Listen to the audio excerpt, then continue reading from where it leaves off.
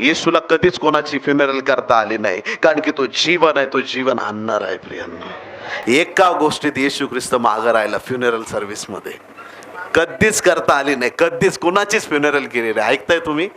Praise the Lord, hallelujah. हे सामर्थ्य आपल्या देवाकडे आहे.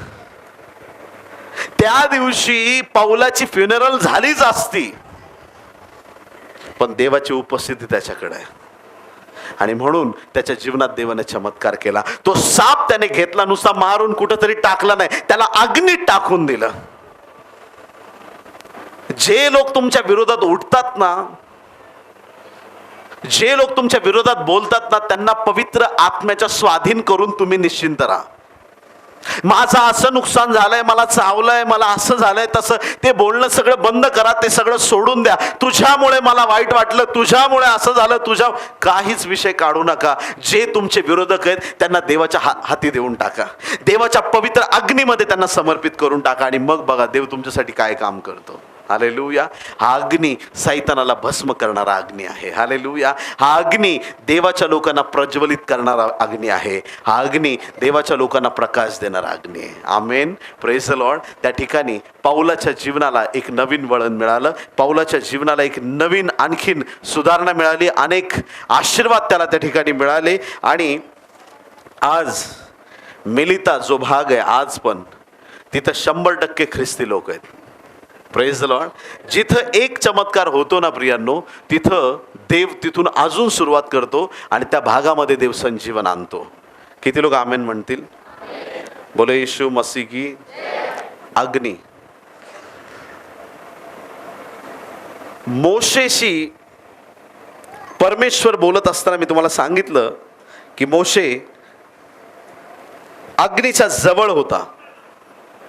शद्रक मेशक अबेदनगो अग्नीच्या आतमध्ये होते, पण तुम्ही आणि मी अग्नीच्या जवळ नाही, अग्नीमध्ये नाही, पण आपण स्वतः अग्नी झालेलो आहोत. Praise the Lord. अग्नी प्रकाश देणारी, अग्नी भस्म करणारी, अग्नी एकच अशी गोष्ट आहे जिला सिंह घाबरतो. त्या गरजणाऱ्या सिंहाला, त्या सैतानाला पळवण्यासाठी एकच गोष्टीची गरज आहे, ती म्हणजे पवित्र आत्मा. ज्या चर्चमध्ये पवित्र आत्मा नाही त्यांना खूप उठाठेवी कराव्या लागतात. ऐकताय का? Praise the Lord. हॅलो. ज्यावेळेस मी साऊथ कोरियामध्ये गेलो त्यावेळेस त्यांनी सांगितलं, चर्च वाढण्यासाठी, ज्यांची 10 लाख मंडळी त्यांनी सांगितलं, चर्च वाढण्यासाठी मोठ्या मोठ्या सिने अभिनेत्यांना बोलवावं लागतं, चर्च वाढण्यासाठी पॉलिटिशियन्सला बोलवावं लागतं, चर्च वाढण्यासाठी व्यापाऱ्यांना बोलवावं लागतं, चर्च वाढण्यासाठी या गोष्टी कराव्या लागतात, त्या गोष्टी कराव्या लागतात, चर्च वाढण्यासाठी वेगवेगळ्या ॲक्टिव्हिटी कराव्या लागतात, चर्च वाढण्यासाठी लोकांना बऱ्याच मदती कराव्या लागतात, चर्च वाढण्यासाठी असं करावं लागतं, तसं करावं लागतं. पण यातली एकही गोष्ट आम्ही केली नाही. Praise the Lord. आमच्याकडे फक्त देवाचा अभिषेक आहे, बस आमचं चर्च वाढलं. हालेलुया. आमच्याकडे देवाचा अग्नी आहे, बस आमचं चर्च वाढलं. देवाच्या प्रिय लोकांनो, ज्यांच्याकडे पवित्र आत्मा आहे त्यांना बाकी गोष्टींची गरज पडत नाही. कुणी आमेन म्हणाल का? देवाने दिलेला अग्नी आपल्याला पेटत ठेवायचा आहे. देवाने दिलेला अग्नी आपल्या जीवनात कधीच विसता कामा नये. तो अग्नी नेहमी आपल्या जीवनात प्रज्वलित ठेवला पाहिजे. आणि जे लोक हा अग्नी कधी विझू देत नाही, देव त्यांना फार महान असे अनुभव देतो. Praise the Lord. हालेलुया. एखाद्याने तुम्हाला घरी बोलवलं, ऐकता ना? एखाद्या व्यक्तीने तुम्हाला घरी बोलवलं आणि घरी बोलवल्यानंतर तुमचा अपमान केला आणि तुम्ही रागाने निघून गेलात. परत त्या व्यक्तीने तुम्हाला खूप प्रेमाने बोलवले, या हा प्लीज. तुम्ही पहिला शब्द काढणं, कशाला? अपमान करायला. आम्ही यायचं तिथं, यावंसं वाटेल का तुम्हाला? Praise the Lord. ज्या ठिकाणी तुमचा अपमान झालाय तुम्ही वारंवार तिथं जाता का? किती लोक जातात? हात करायला करतील हात वरती, पण खरं ज्यावेळेस वेळ येईल ना त्यावेळेस आपल्याला कळेल. अपमान झालेल्या ठिकाणी आपण परत जात नाही, तिथं परत जात नाही प्रियांनो. तसं पवित्र आत्म्याला आपल्यामध्ये स्वागत केल्यानंतर परत तंबाखू, पवित्र आत्म्याचा अपमान. परत दारू, पवित्र आत्म्याचा अपमान. त्या आत्म्याला आपण बोलवतो या सभेमध्ये, ए प्रभू माझ्यावरती ये, माझ्या जीवनात विराजमान हो, आणि परत जाऊन सैतानाचे काम. थोड्या वेळ जरा उठ, जरा सिंहासनावरून सैतानाला बसवायचंय. Praise the Lord, hallelujah. प्रभूला तिथून आपण हाकलून देतो. पवित्र आत्म्याला सांगतो तू माझ्यामधून निघून जा, आणि सैतानाला आपल्या जीवनामध्ये आपण स्थान देतो आणि सैतानाचं काम पूर्ण करून घेतो, आणि परत पश्चाताप करायला मोकळे. देवा परत माझ्या जीवनाचा ताबा तू घे. अशा लोकांसाठी विशेष महान गोष्टी घडत नाहीत प्रियांनो. ऐका, जे लोक सतत त्या देवाच्या आत्म्याच्या प्रवाहात असतात त्यांना देव पुढच्या स्तराकडे घेऊन जातो. काही लोक फक्त तळ्यात मळ्यात हेच त्यांचं जीवन आयुष्यभर चालू असतं. पण ज्या दिवशी येशू ख्रिस्त येईल त्यावेळेस कळेल हे तळ्यात आहेत की मळ्यात आहेत. नेमकं हे लोक कुठं उभे आहेत. कारण की ज्या दिवशी एक व्यक्ती विचार करेल मी कधीच चोरी केली नाही, शेवटची एवढी चोरी करतो आणि प्रभूकडे वळतो, तो चोरी करायला जाईल आणि प्रभू येशू ख्रिस्त येईल. ऐकताय तुम्ही? Praise the Lord. आणि त्या व्यक्तीला खालीच ठेवण्यात येणार आहे. आणि म्हणून सात्विक, धार्मिक आपलं जीवन जे पवित्र आहे, पवित्र जो आहे तो स्वतःला अधिक पवित्र करो, बायबल सांगतं. Praise the Lord. आपल्यात दिलेला अग्नी आपल्याला तो पेटत ठेवायचा आहे, तो कधीच विझता कामा नये. आणि जे लोक तो अग्नी पेटत ठेवतात त्यांच्यासाठी देव अद्भुत आणि महान कृत्य करतो. आमेन. Praise the Lord. मोशेने देवाला विनंती केली, देवा मला तुला पाहायचंय, देवा तुझं तेज मला दाखव, मला पाहण्याची इच्छा आहे तुला. ज्या देवाने माझा उपयोग केला, महान संकट इजिप्तवरती, मिसरवरती पाठवले, त्या जिवंत देवा तुला मला पाहण्याची इच्छा आहे. देवाने त्याला सांगितलं माझं मुख कोणाला बघता येत नाही, जो मला बघतो तो जगू शकत नाही, तो तात्काळ मरेल, पण तरी सुद्धा माझं तेज मी तुला दाखवणार आहे. हालेलुया. Praise the Lord.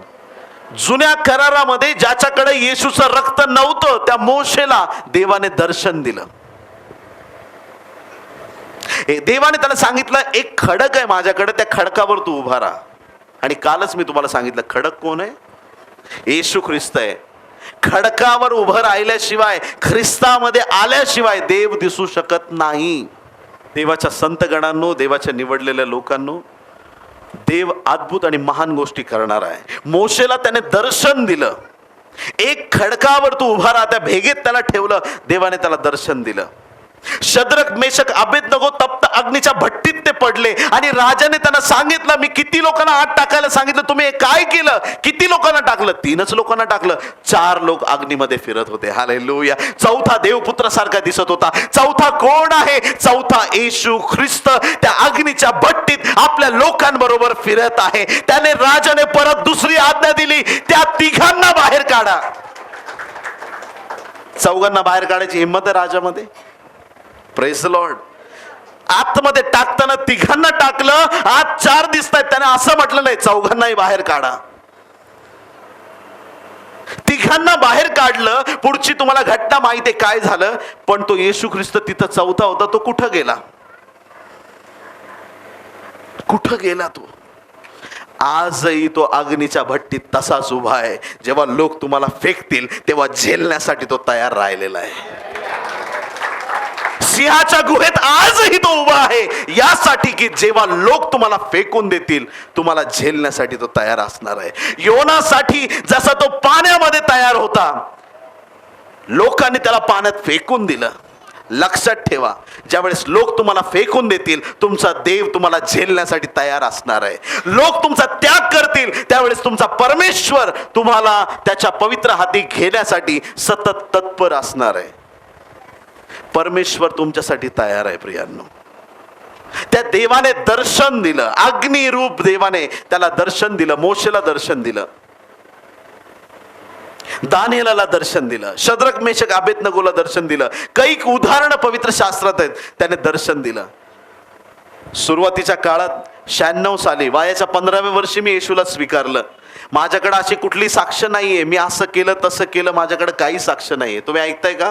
ख्रिस्ती परिवारात माझा जन्म झाला आणि माझं तिथूनच जीवन सुरू झालं. जग कळण्याच्या आधी मला येशू ख्रिस्त कळाला आणि मी देवाकडे एकच प्रार्थना केली, माझा उपयोग कर. देवाने उपयोग करायला सुरुवात केली. तुम्ही ऐकताय?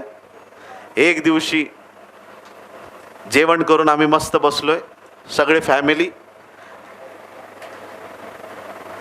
आणि अचानक पवित्र आत्म्याने मला सांगितलं भूकंप. घरात सगळे बसलेत, मी म्हटलं भूकंप.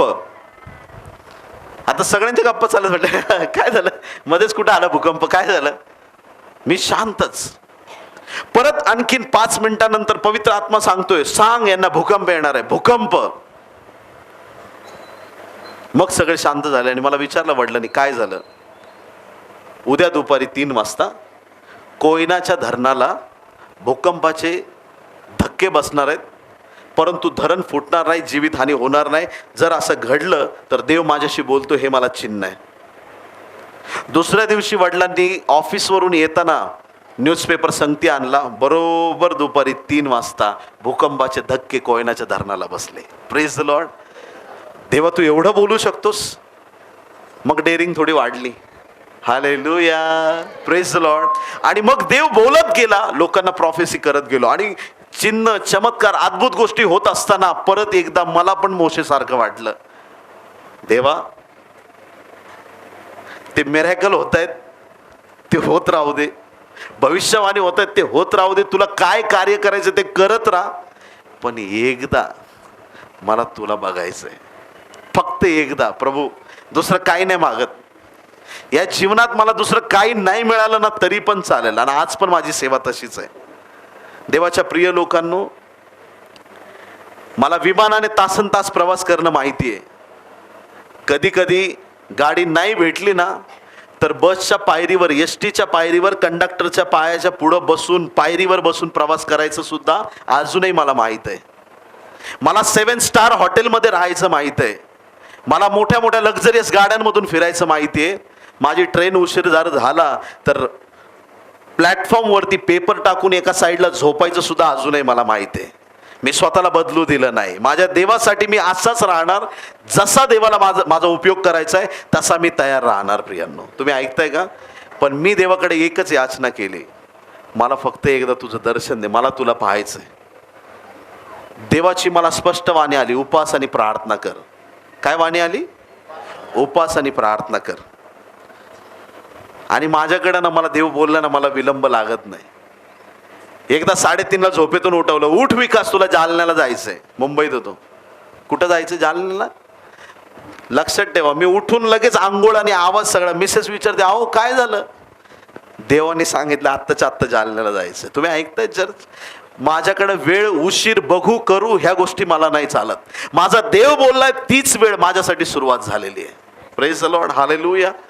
तात्काळ देवाच्या प्रिय लोकांनो, जसं मी ऐकलं उपवास आणि प्रार्थना कर, आणि मला हेच हवंय की मला प्रभू तुला पाहायचंय, मी उपवास आणि प्रार्थनेमध्ये गेलो. कधी? त्याच क्षणापासून. म्हटलं आत्ता याच क्षणापासून माझे उपवास सुरू. प्रभू आज बोल, उद्या बोल, तुला जेव्हा बोलायचं तेव्हा बोल, पण उपवास प्रार्थना सुरू. खालच्या घरात आईकडे गेलो. आईला सांगितलं, आई मी वरच्या रूममध्ये जातो, मी कडी लावणार आहे, मी बाहेर येणार नाही, देव माझ्याशी बोलणार आहे. बस मला माहीत नाही, काचेचा दरवाजा असा, मध्ये एक राऊंड आहे, कुणाला बघता येतं आतमध्ये काय चाललंय, पण मी ती कडी लावून टाकली आणि मी आतमध्ये राहणार, मी बाहेर येणार नाही. आणि आईला सांगितलं, बोललं ठीक आहे, तुला देवाने सांगितलं तू कर उपवास, पण मला डिस्टर्ब करू नका, मला प्रार्थना करू द्या. घरात गेलो, वरती कडी लावली, माझ्या रूममध्ये मी प्रार्थनेला सुरुवात केली. दिवसभर प्रार्थना केली. दिव्यदूत येत आहेत, स्वर्गातून उतरतायत, दिव्यदूत स्वर्गात चढतायत, अद्भुत गोष्टी. देव सांगतो बायबल उघड, मी तुला याच्यातून बोलणार आहे. दृष्टांताद्वारे देव एक एक घटना मला दाखवत होता. बायबलमधून देव बोलतोय. पहिला दिवस, दुसरा दिवस, तिसरा दिवस, रोज देव काही ना काही माझ्याशी बोलतोय. उपवास चालू आहे, प्रार्थना चालू आहेत. देव वेगवेगळ्या गहन गूढ गोष्टी सांगतोय, इतरांच्या जीवनाबद्दल सांगतोय, स्वतःच्या जीवनाबद्दल सांगतोय, सगळं काही सांगतोय. 6व्या दिवशी संध्याकाळी ग्राउंडवर फ्लॅट झालो. डायरेक्ट देवाला म्हटलं, हे सगळं दाखवतोस हे मला मान्य आहे, पण मला तुला पाहायचं, हेच माझं मत आहे. हालेलुया. चिन्ह चमत्कार होतील, तू भविष्यवाणी सांगशील, देवा वचन सांगशील, मी ते सगळं मान्य करतो, पण एकदा फक्त मला तुला एकदा पाहायचं आहे. बस एवढीच माझी एक इच्छा आहे. मला एकदा तुझं दर्शन दे, मला काही नको, मला एकदा तुला पाहायचं आहे, एकदा फक्त. त्याच्यासाठी काय किंमत मोजायची मी तयार आहे, पण मला एकदा तुझं दर्शन दे.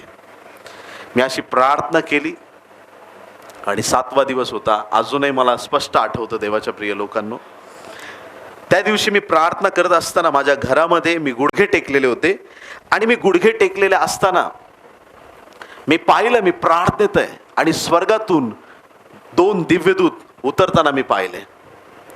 आणि ते 2 दिव्यदूत, एक माझ्या उजव्या बाजूला एक डाव्या बाजूला, असे दोन्ही ते उभे होते. ते आले आणि ते जसे उभे राहिले, मी प्रार्थना करत होतो, अन्य भाषेत प्रार्थना करत होतो, आत्म्यात उत्स्फूर्त झालेलो असताना अचानक माझा आत्मा माझ्या शरीरातून बाहेर काढण्यात आला. आणि जसा माझा आत्मा माझ्यातून काढण्यात आला, मी स्वतःला माझ्या शरीराकडे पाहू शकत होतो. माझा आत्मा वर उचलण्यात आला. मी माझं शरीर पाहतोय आणि माझ्या शरीराच्या संरक्षणासाठी 2 दूत त्या ठिकाणी उभेत असं मला दिसलं. देवाने मला उचलून उंच, शब्दात सांगू शकत नाही किती उंच, परंतु पृथ्वीच्याही पलीकडं आणि खूप अगदी दूरवर, अगदी उंच, त्याच्या पलीकडं काहीच असू शकत नाही अशा उंच ठिकाणी ज्यावेळेस मला नेलं, त्यावेळेस मी पाहिलं की एक मोठा सोन्याचा दरवाजा मी पाहिला. आणि ज्यावेळेस तो सोन्याचा दरवाजा मी पाहिला, त्या दरवाजाच्या समोर मी उभा आहे आणि मी उभा असताना मी विचार करतो की हा दरवाजा कसला आहे. तितक्यात तो दरवाजा उघडण्यात आला. ज्यावेळेस तो दरवाजा उघडला, मला आतलं काही दिसत नव्हतं, मला फक्त दिसत होता लख तेजस्वी प्रकाश. मला काहीच दिसलं नाही आणि फक्त मी लख तेजस्वी प्रकाश मी पाहिला. आणि त्या प्रकाशात मी पाहत असताना मला दिसलं प्रकाशातून कोणीतरी चालत माझ्याकडे येत आहे. आणि ज्यावेळेस तो येऊन माझ्या समोर उभा राहिला, त्यावेळेस मी साक्षात येशूला माझ्या पुढं उभं असलेलं पाहिलं. Praise the Lord, hallelujah. देवा, तू माझी प्रार्थना ऐकली, तुला धन्यवाद. येशूला मी पाहिलं. देवा, मी धन्य झालो, आशीर्वादित झालो. मला वाटलं आता जा म्हणाल खाली, झालं तुझं, तुझी इच्छा पूर्ण झाली. पण त्यावेळेस मला प्रभूने म्हटलं आत ये. हालेलुया. ज्यावेळेस मी आत पाऊल टाकलं, त्यावेळेस देवाने मला अशी कृपा पुरवली की आधी मला काहीच आतलं दिसत नव्हतं. आत पाऊल टाकल्याबरोबर मला सगळं आतमध्ये दिसायला लागलं. आत गेल्याबरोबर एका बाजूला मी एक घोडा, अगदी शुभ्र घोडा, तयार केलेला, कशासाठी तरी त्याला पूर्ण रेडी करून उभं केलंय, काहीतरी काम आहे. त्याच्याकडे बघूनच वाटत होतं घोडा तयार आहे कशासाठी तरी. मी पवित्र आत्म्याला विचारलं की हा घोडा इथं का आहे. त्यावेळेस पवित्र आत्म्याने मला सांगितलं हा घोडा येशूच्या दुसऱ्या आगमनासाठी तयार आहे. येशू कुठल्याही क्षणी येऊ शकतो. ऐका चर्च, बऱ्याच डॉक्टरीन, बरेच संदेश, बऱ्याच गोष्टी तुम्ही ऐकत असाल, परंतु पुढच्या क्षणात सुद्धा येशूचं आगमन होऊ शकतं. स्वर्ग पूर्ण तयार झालेला आहे. परमेश्वराच्या फक्त एका शब्दाची येशू वाट पाहत आहे. येशू कुठल्याही क्षणी येऊ शकतो. मी काही गोष्टी संक्षिप्त करतो, काही मोजक्या आणि महत्त्वाच्या गोष्टी तुम्हाला सांगू इच्छितो. मी त्या वाटेवरून चालत होतो. ते रस्ते आपल्या इचलकरंजी सारखे नव्हते, ते रस्ते सोन्याचे रस्ते होते. त्या रस्त्यावरून चालत असताना मी पाहिलं माझ्या उजवीकडं समुद्राला क्षितिज दिसतं, परंतु जे दिव्यदूतांचे थवेच्या थवे मला दिसत होते त्यांना शेवट कुठंच दिसत नव्हता. डावीकडे पाहिलं, त्या सर्व दिव्यदूतांना शेवट कुठंच दिसत नव्हता. ते ज्यावेळेस दिव्यदूत डान्स करत होते देवाच्या स्तुती आराधनेमध्ये, ज्यावेळेस ते पंख हलवायचे, त्यांच्या पंखामधून संगीताचा आवाज यायचा. अगदी पवित्र आशीर्वादित वातावरण. मी जर लक्ष दिलं या दूतावरती, मला आता लक्ष केंद्रित करायचं, या क्षणाला हा दूत इथं असला, दुसऱ्या क्षणाला लांब कैक किलोमीटर लांब कुठंतरी तो दिव्यदूत दिसतो. त्यांना भयानक स्पीड दिलेला आहे.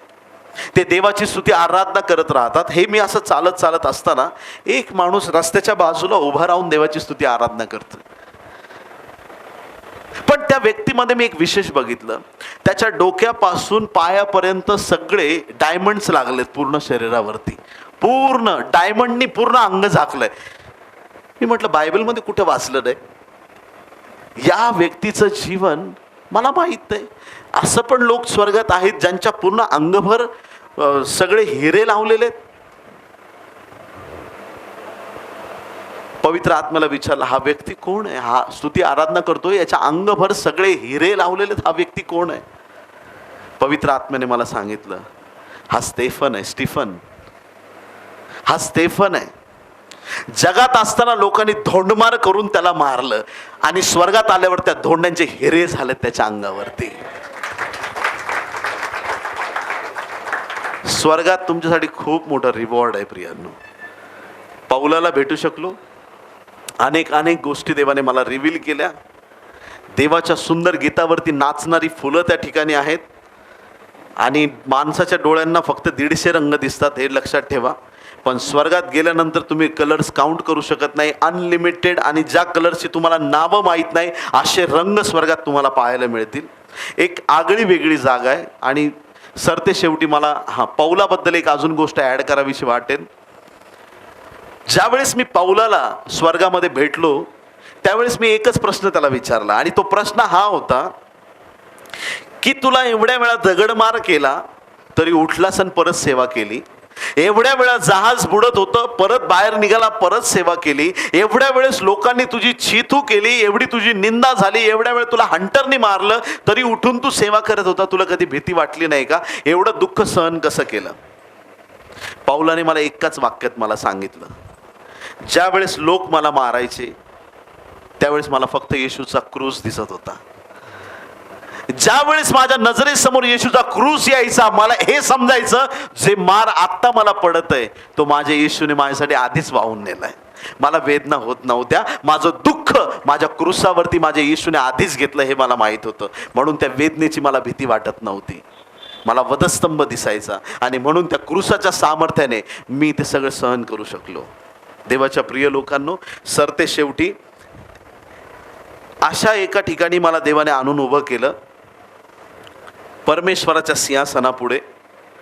उजवीकडे पाहिलं त्या सिंहासनाला अंत नव्हता, डावीकडे पाहिलं त्या सिंहासनाला अंत नव्हता, वर पाहिलं तरी त्या सिंहासनाला अंत नव्हता. त्या दिवशी एक गोष्ट देवाने मला समजून सांगितली, पृथ्वीपासून सगळ्यात उंच जर असेल तर तो स्वर्ग आहे. पृथ्वीपासून सगळ्यात उंच जर ठिकाण असेल ते म्हणजे स्वर्ग आहे. आणि स्वर्गात जर सगळ्यात उंच ठिकाण असेल तर ते देवाचं सिंहासन आहे. आपण सर्वोच्च देवाची सेवा करतो, आपल्या देवापेक्षा उंच कोणी असूच शकत नाही. आपला देव सर्वोच्च ठिकाणी वस्ती करणारा देव आहे आणि त्याची नजर आपल्यावर लागलेली आहे. आपण किती आशीर्वादित लोक आहोत. त्या ठिकाणी देवाच्या प्रिय लोकांनो, सिंहासनामधून वाणी आली, माझ्या मुला, मी तुझ्यासाठी काय करावं अशी तुझी इच्छा आहे, मी तुला काय द्यावं, मी तुझ्यासाठी काय करावं अशी तुझी इच्छा आहे. मी पण तुमच्यासारखाच माणूस आहे. पैसे मागू का, घर मागू का, हे मागू का, ते खूप विचार माझ्या डोक्यात आले. Praise the Lord. पण मला एक प्रेरणा झाली की मी पवित्र आत्म्याला विचारावं. आणि ज्यावेळेस मी पवित्र आत्म्याला विचारलं, परमेश्वर बापाकडे मी काय मागू, त्यावेळेस पवित्र आत्म्याने मला सांगितलं, तू काहीच मागू नकोस, फक्त माग, मला येशू पाहिजे. फक्त माग, मला येशू पाहिजे, बस, बाकी काहीच मागू नको, तुला सगळं मिळेल. आणि मी म्हटलं जोरात, हे स्वर्गीय बापा, मला येशू हवाय. सिंहासनामधून एक हात आला, त्या हातामध्ये हिरे मोती बऱ्याच काही गोष्टी होत्या. त्याने फक्त त्या आणून माझ्यावरती अशा टाकल्या आणि जशा त्या माझ्यावर टाकल्या मी मागे पडलो. डोळे उघडतो, मी माझ्या घरामध्ये होतो. मी उठलो, वेगळ्या अभिषेकाने मी भरलोय, माझ्या जीवनात काहीतरी घडलंय हे मला समजलं. एवढ्या दिवसानंतर रूम खोलून बाहेर गेलो. मी खाली आई होती, आईकडे गेलो. आईला मी आता काहीतरी सांगणार आहे, आई ऐकून घ्यायलाच तयार नाही. Hello, praise the Lord. अगं आई, ती म्हटली थांब, तुझ्या चेहऱ्याकडे मी पाहू शकत नाही कारण तुझ्या चेहऱ्यातून किरण बाहेर पडत आहेत. तुझ्या चेहऱ्यावर एक नवीन तेज आलंय, तुझ्या चेहऱ्यातून प्रकाश बाहेर पडतोय. त्या दिवशी देवाने माझं जीवन बदललं, असं बदललं की मला असं सेवक देवाने बनवलं. प्रियांनो, जगातल्या गोष्टी मला मिळोत अगर ना मिळोत, माझ्याकडे पैसा असो अगर ना असो, मला जगातलं काही सुख मिळो अगर न मिळो, पण मला जे मिळालंय त्याच्यात मी संतुष्ट आहे. मला येशू मिळाला, मी आशीर्वादित आहे. Praise the Lord. आणि त्या दिवसानंतर सेवेला एक वेगळ्या रीतीनं देवाने वळण दिलं आणि सेवा एका वेगळ्या दर्जावरती वाढत गेली. प्रभूला मी धन्यवाद देतो की त्याच्यानंतर आज या दिवसापर्यंत 4 मेलेले लोक आमच्या सेवेमध्ये देवाने जिवंत केले. त्यातलं जिवंत उदाहरण माझी पत्नी मागं बसलेली आहे. सेकंड डिलेव्हरीमध्ये ती मरण पावली होती, प्रार्थनेने देवाने तिला जिवंत केलं. असंख्य चमत्कार आम्ही पाहिले. सगळ्या गोष्टीत मला एकच तुम्हाला सांगायला आवडेल, एक गोष्ट मी केली जी तुम्ही करावी माझी इच्छा आहे. अग्नी जो देवाने दिलाय तो कधी विझू दिला नाही प्रियांनो. तो अग्नी नेहमी पेटत ठेवला, तो अग्नी नेहमी ज्वलंत ठेवला. आज आपल्या चर्चचा हा वर्धापन दिन आहे. या वर्धापन दिनामध्ये आपण सहभागी झालो आणि आज आपण देवाकडे हीच प्रार्थना करूया, आज असा अभिषेक, अशी अग्नी उतरून येऊ दे देवा. जसं सिस्टरांना देवाने स्वप्नात सांगितलं, देवाचे सेवक आले आणि त्यांनी पाहिलं की जसं डॉक्टर विकास त्यांच्या घरात आले आणि पूर्ण घरावरती आग उतरून आली आहे. तो दिवस आजचा दिवस आहे प्रियांनो. मी तुम्हाला चॅलेंज देऊन सांगतो, जो येशू मला तिथं भेटला तो येशू आज इथं आहे प्रियांनो. त्याचा अग्नी आज प्रत्येकाची भेट घेण्यासाठी तयार आहे. आज देवाला काहीतरी विशेष कार्य करायचं आहे, काहीतरी अद्भुत कार्य करायचं आहे. तुम्ही तयार आहात का? या आपण सर्वजण उभे राहूया, आपण प्रार्थना करणार.